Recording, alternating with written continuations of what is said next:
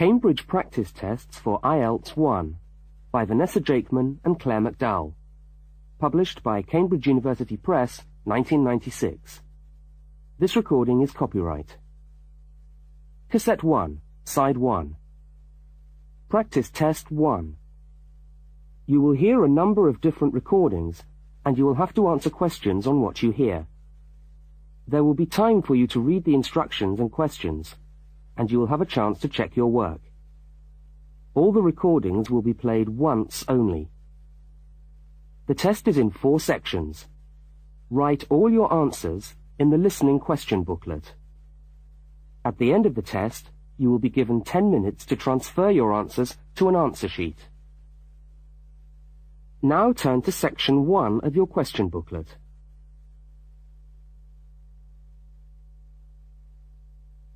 Section 1. You will hear a telephone conversation between a woman and a police officer. First, look at questions 1 to 5. For each of the questions, 4 alternatives are given. Decide which of the alternatives, A, B, C, or D, best fits what you hear on the tape, and circle the appropriate letter.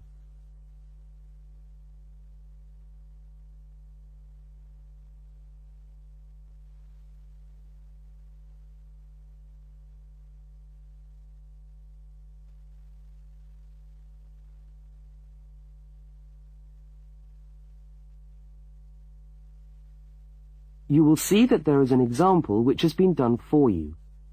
On this occasion only, the conversation relating to the example will be played first.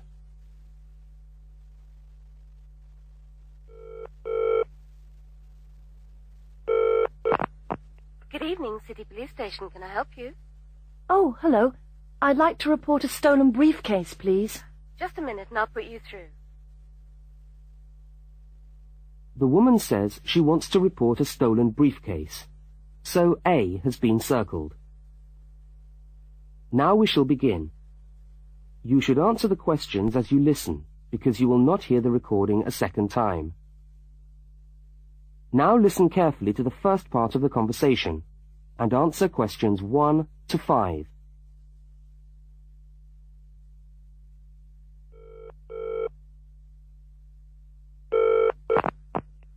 Good evening, City Police Station. Can I help you? Oh, hello. I'd like to report a stolen briefcase, please. Just a minute and I'll put you through. Lost property, can I help you? Oh, yes. I've had my briefcase stolen. Okay, I'll take some details. Tell me what it looks like, first of all. Well, it's a soft leather one, you know, not a heavy box type like a man's. And how does it close? It's got buckles at the front, 2 of them. They're gold-plated ones. Fine. Was it locked? No, I'm afraid not. Never mind. Any distinguishing features? Pardon? Any marks or badges on it that make it stand out? Only the brand name. And where's that? It's on the back, at the bottom in the left-hand corner. It's saggy. Oh, and there's a scratch. It's quite bad, but small, directly above the brand name. I did it recently, putting it on my bike. I've got that. So, what did you have inside the briefcase? Well, all my papers from college. It's so frustrating, but thank goodness for computers. I haven't lost them completely. Yes, you're lucky. I had my wallet in my pocket, so I didn't lose that. But there were also my pens, which I got for my birthday, and a novel I was planning to read on the train. Right. Where exactly did you lose the briefcase? Well, I couldn't believe it. I was standing on the platform. It was right next to me. You were holding it? I'd just put it down on the floor, but I could almost feel it beside me. I was watching for my train because sometimes it comes early, and then next time I looked, my briefcase wasn't there. And what time was this? It must have been about 5:20. No, a bit later. I'd say 5:30, because it was just getting crowded, and the train normally comes at about 25 to 6. Before they continue their conversation, look at questions 6 to 10.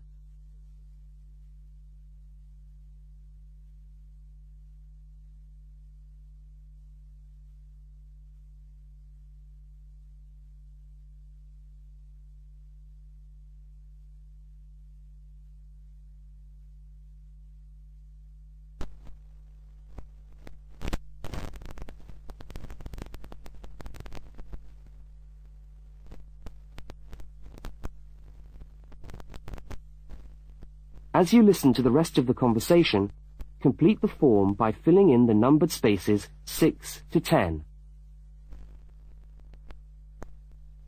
Right. If you'll just give me some personal details. Yes. What name is it? I'm Mary Prescott. Can you spell that? Yes, it's Prescott.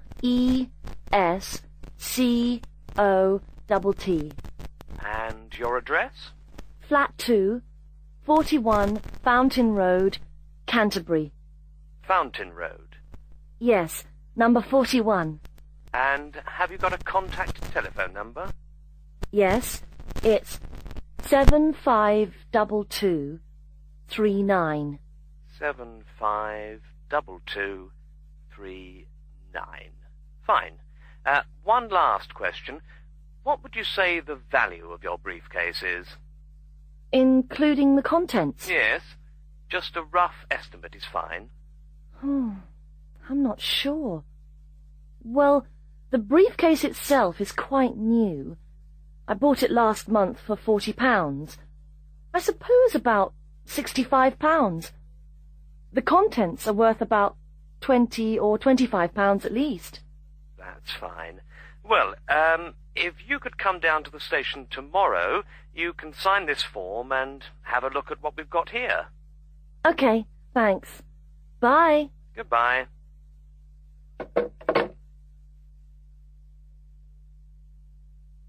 That is the end of section 1. You now have half a minute to check your answers. Now turn to section 2.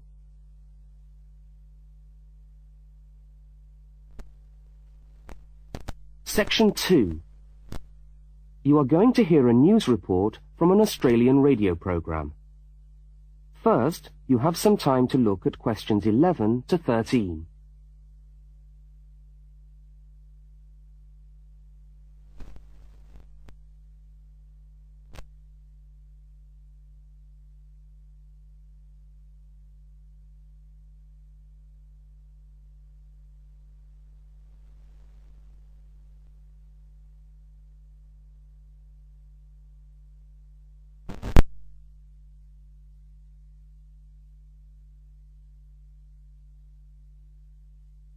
Now listen to the news headlines and tick the 3 other items which are mentioned.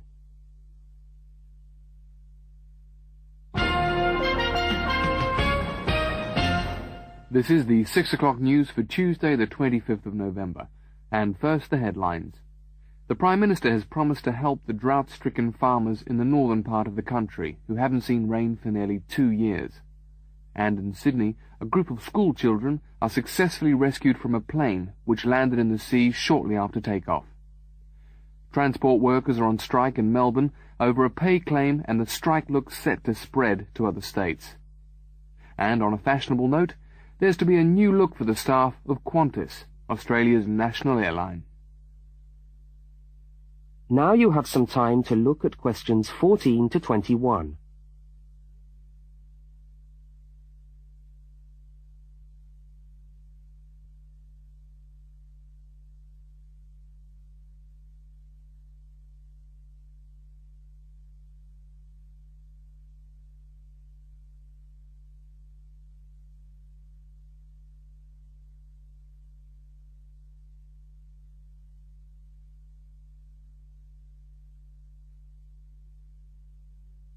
As you listen to the rest of the news, complete the notes in the spaces provided. The Prime Minister has pledged today that he will make $250 million available to help the drought-stricken farmers who have not seen rain for years get through the next 5 years. Money that was to have been spent on the restructuring of Sydney's road system has been reallocated to what the Prime Minister described as a more worthy cause. Farmers are to receive financial assistance to help see them through the worst drought in over 50 years. Many farmers feel that while the money is welcome, it has come too late to save them and their farms from financial ruin, and are angry that the government did not act sooner. A group of school children who were travelling in a privately chartered aeroplane from Sydney to Queensland to take part in a musical concert found themselves swimming for the shore when their aeroplane had to land in the sea just 3 minutes after taking off from Sydney Airport. The pilot managed to bring the aircraft and its 50 passengers down safely in the calm waters of Botany Bay, where boats and pleasure craft were able to come to the rescue of the boys. The fact that it was a weekend meant that there were hundreds of boats in the bay enjoying the good weather, and this undoubtedly helped the rescue operation. "We owe our lives to the skill of the pilot," said one of the boys, but the pilot replied modestly that it was all part of a day's work. However, all their musical instruments were lost, and they never got to play at the concert. That is the end of Section 2. You now have half a minute to check your answers. Now turn to Section 3.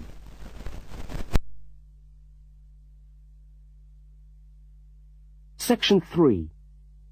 In this section, you will hear a conversation between a university student and a university lecturer. Look at questions 22 to 25. For each of the questions, 4 alternatives are given.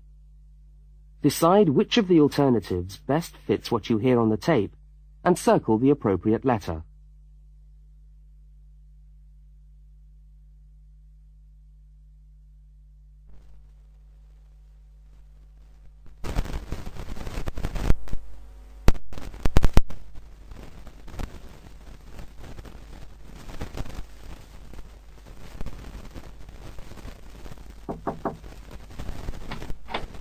Hello.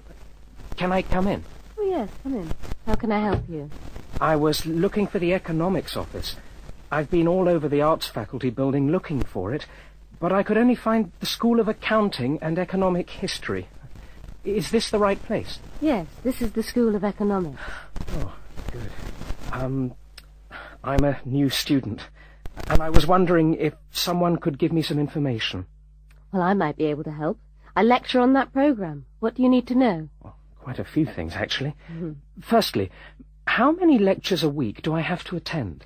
Well, the Economics 1 course is a double unit, so there are 2 lectures a week and 1 tutorial. Oh. The lectures are scheduled for Tuesday and Thursday. What time? Let me see. You know, this information is all in the handout, which you should have received yesterday at the orientation meeting. Oh, was there a meeting yesterday? I didn't know about that. No one mentioned... Yes, there was. But never mind. Now, lectures are at 4 in the afternoon. Ooh, 4's a bit late. I've got a part-time job that starts at 4:30. Well, you can't be in 2 places at once, can you? And attendance at lectures is necessary. We expect at least 90% attendance at this university, you know. 90%? That's high. Do they enforce that rule? Yes, we do. We're pretty strict about it, actually. And what times have been set down for the tutorials? Do you have that information? That's a very well-attended course, so there's a number of tutorial times. Monday, Wednesday, and Friday, all at 9 o'clock. Yours will be allocated at the first lecture. Can't I choose the time? Maybe, maybe not. You'll have to talk to the lecturer on the course. Dr. Roberts is his name. Oh, okay. Now look at questions 26 to 31.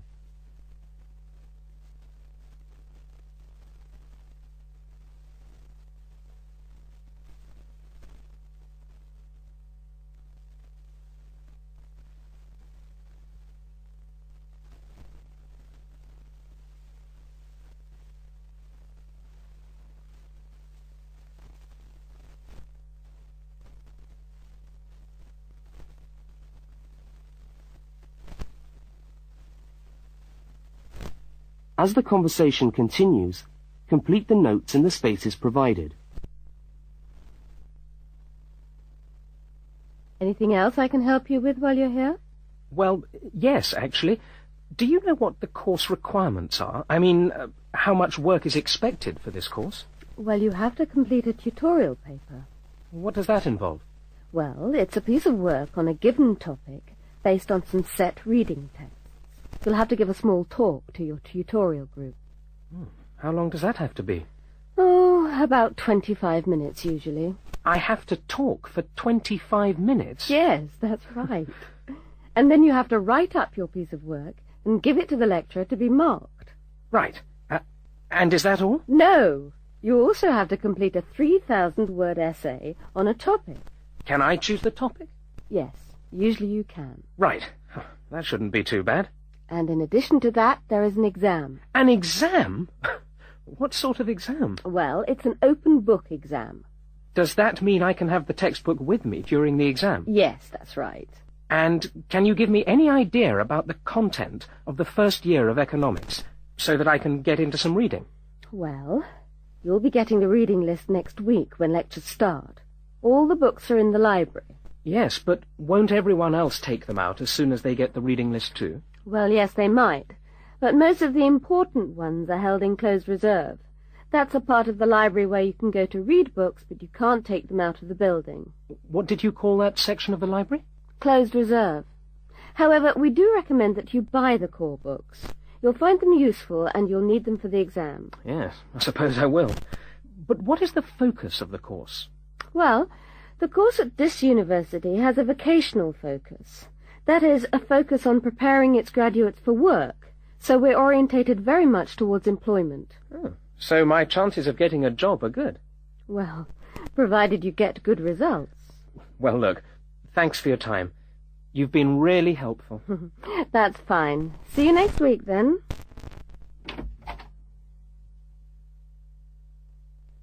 That is the end of section 3. You now have half a minute to check your answers.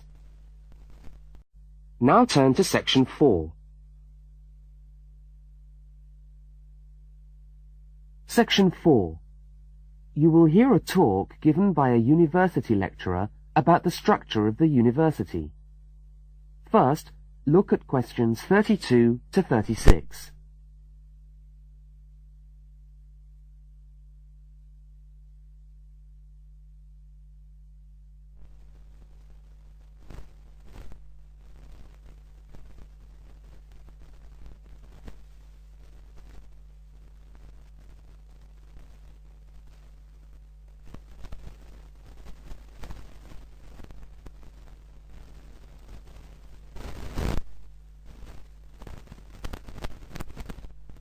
Now listen and answer questions 32 to 36.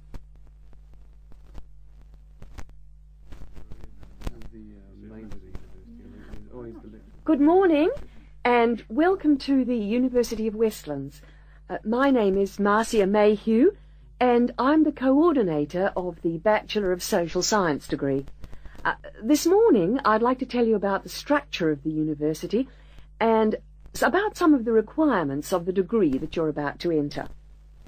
The Bachelor of Social Science is in one faculty within the university.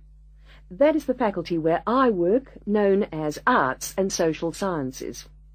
Here on this campus we also have the faculties of Architecture, Law and Science and Technology, among others. It's important to know something about the structure of the faculty because as you go through your course, you may need to call on members of the staff to help you. At the top of the faculty, we have a dean, and below the dean, we have 3 divisions. Each division has a divisional head, and your degree is located in the Division of Social Sciences. Within each of the divisions, there are the departments, and each of these offers the different degrees. For instance, 2 of the departments which offer the major subjects for your award are sociology and psychology. Each has a departmental head, but for practical purposes, the people you are going to see the most of are myself as coordinator of the Social Sciences degree and the actual lecturers who are teaching the subjects that you are taking.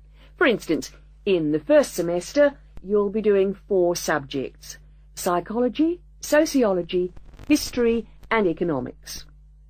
If you have any problems or difficulties, not that I'm anticipating you will, but you never know, then you should go and see your lecturers. For instance, you may find that you can't meet a deadline for an essay, or perhaps you're having problems with attendance. These seem to be the 2 most common problems that students face.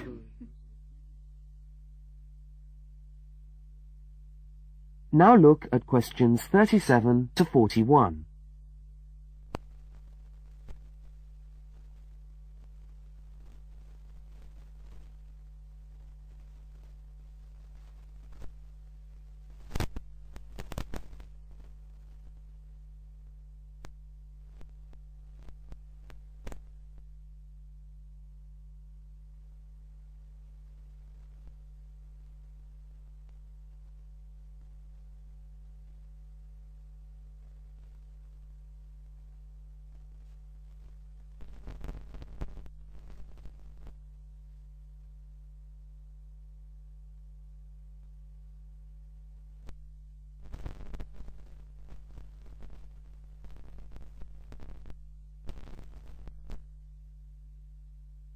As you listen to the rest of the talk, answer the questions 37 to 41. If your lecturers are unavailable, you can always come and see me in my office. I'm available on Wednesday and Thursday mornings and on Friday afternoons. Outside these hours, perhaps you could ring the secretary and make an appointment. Now, you'll note that all of the subjects which you undertake in the first year are composed of lectures and tutorials. A lecture is about an hour long, and a tutorial usually runs for about 2 hours. A lecture is rather like what I'm doing now, where one person will talk to all of you together on a subject. Now, we do ask you to try to attend the lectures. A tutorial is perhaps where most of the learning occurs at a university. You will be divided into groups of between 12 and 15 students, and each week one of you will have to present a piece of work to the group as a whole, and then the group will discuss what you've said. It's this discussion, this exchange of ideas, which really constitutes the basis of university learning, in my view. Listening to lectures in many ways is just giving you information that you could access for yourself in the library. But the discussion at the tutorial is very important. This doesn't mean that you shouldn't go to the lectures, though. Other factors to be particularly concerned about are the structure of essays and delivery of written material. And in particular, I would like to mention the question of plagiarism. Plagiarism is taking other people's work without acknowledging it. That is, without saying where it comes from. Now, of course, all essays are based on research done by other people, but you must remember to attribute the work to the original writer. And while it's a good idea to work with other people, don't hand in work which is exactly the same as your friend's work, because we will notice. If you don't acknowledge the source of your information, then you run the risk of failing the subject, or in very serious cases, you might be denied entry to the university. Last but not least, stay in touch with us. If things are getting you down, don't go and hide. Come and talk to us about it. That's what we're here for. Right. Thank you very much for coming along today.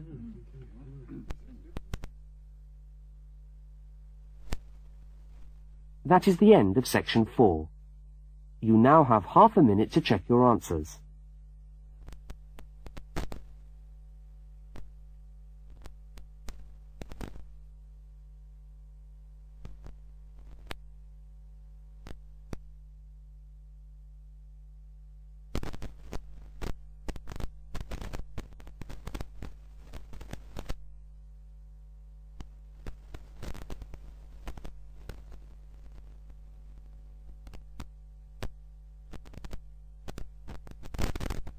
That is the end of the listening test.